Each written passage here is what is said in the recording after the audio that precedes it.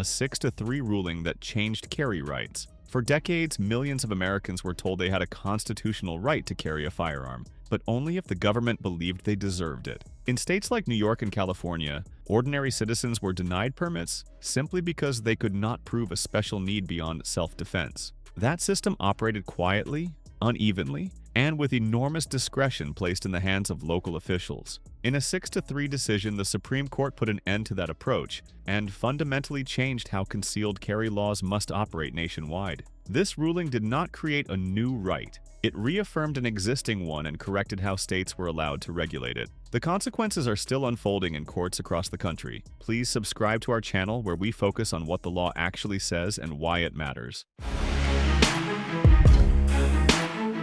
Chapter 1. The case that rewrote the carry law. The case was New York State Rifle and Pistol Association versus Bruin. At issue was New York's century-old concealed carry system, which required applicants to demonstrate proper cause before receiving a permit. Under that system, personal safety and general self-defense were not considered sufficient. Applicants had to show a unique or heightened threat, something most citizens could never prove. New York operated under a discretionary permit system. Local officials decided who qualified based on subjective judgment. Ordinary law-abiding citizens were routinely denied permits. The system treated carrying a firearm as a privilege, not a right. In June 2022, the Supreme Court ruled 6-3 that this structure violated the Second and 14th Amendments. Writing for the majority, Justice Clarence Thomas made clear that constitutional rights cannot depend on government discretion. The court held that if a law restricts the right to carry firearms in public, it must be justified by the Constitution's text and historical tradition. The ruling eliminated the idea that citizens must prove a special need to exercise a fundamental right. Chapter 2. Why this decision reached every state. Although the case arose in New York, its impact extended far beyond state borders.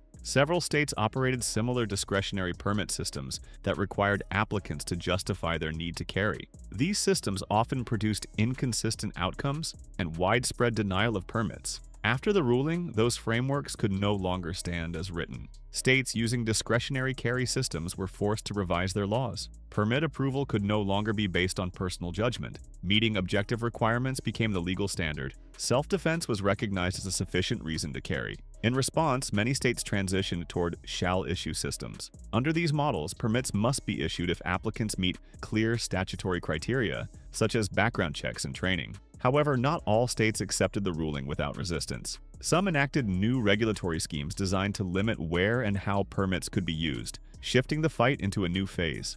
Chapter 3. Text, History, and Tradition Explained. The most lasting impact of the decision was not limited to concealed carry. The court introduced a new legal framework that now governs how firearm laws are evaluated. Courts must examine whether a regulation aligns with the Constitution's text and whether similar laws existed during the founding era. Modern policy preferences are no longer enough to justify restrictions. Courts must look to historical firearm regulations. Laws without historical analogs face serious scrutiny. Public safety arguments alone are insufficient. The burden now rests on the government, not the citizens. This standard has already reshaped litigation nationwide. Federal courts have struck down laws that could not be supported by historical precedent. Magazine limits, transportation restrictions, and carry regulations are all being re-examined. The decision changed not just one law, but the rules of the legal game. Chapter 4. Sensitive place laws face legal limits. In response to Bruin, some states attempted to restrict carry indirectly.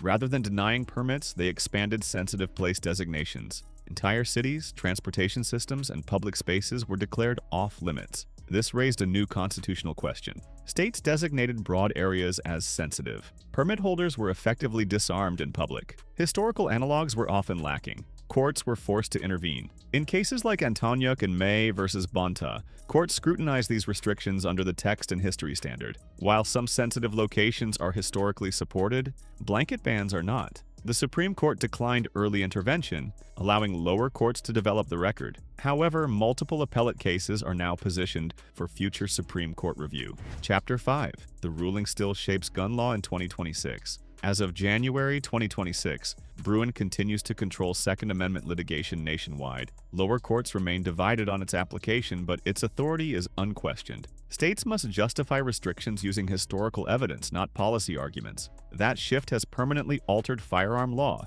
Magazine limits are under renewed scrutiny. Carry restrictions face historical challenges. Assault weapon bans increasingly cite Bruin analysis. Federal courts are split, increasing Supreme Court review pressure. Recent cases such as Range versus Attorney General and United States versus Rahimi further clarified limits on government power.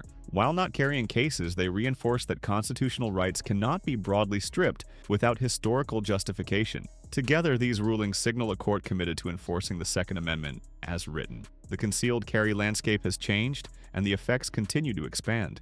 Chapter 6. The courts are still drawing the lines. The Supreme Court's concealed carry ruling did not end litigation. It shifted where the real fights now happen. Since Bruin, lower courts have been forced to apply the text, history, and tradition test to modern gun laws, and the results have not been uniform. This chapter is about how real cases show both progress and resistance. In Antoniuk versus Hochul, New York attempted to replace discretionary permits with sweeping sensitive place bans. Federal courts blocked large portions of the law, finding no historical support for statewide carry exclusions. In Coons versus Platkin, courts scrutinized New Jersey's post-Bruin carry framework, signaling that states cannot nullify carry rights through geographic overload. In Range versus Attorney General, the court reinforced that constitutional rights cannot be stripped broadly without historical justification, strengthening limits on government discretion. In United States versus Rahimi, the Supreme Court clarified that restrictions must be narrowly tied to historical analogs,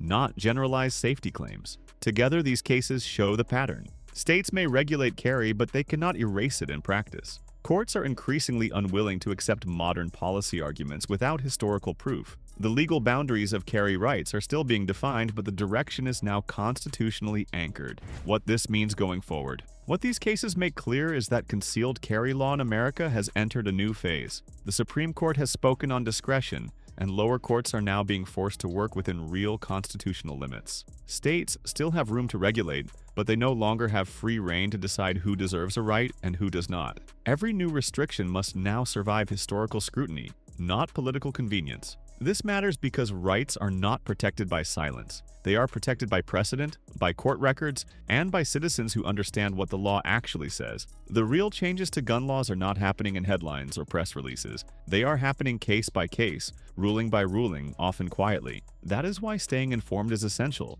Not to panic, not to posture, but to understand where the law is moving and why. And as these cases continue to shape the future of carry rights, we will be here to break them down clearly, accurately, and responsibly.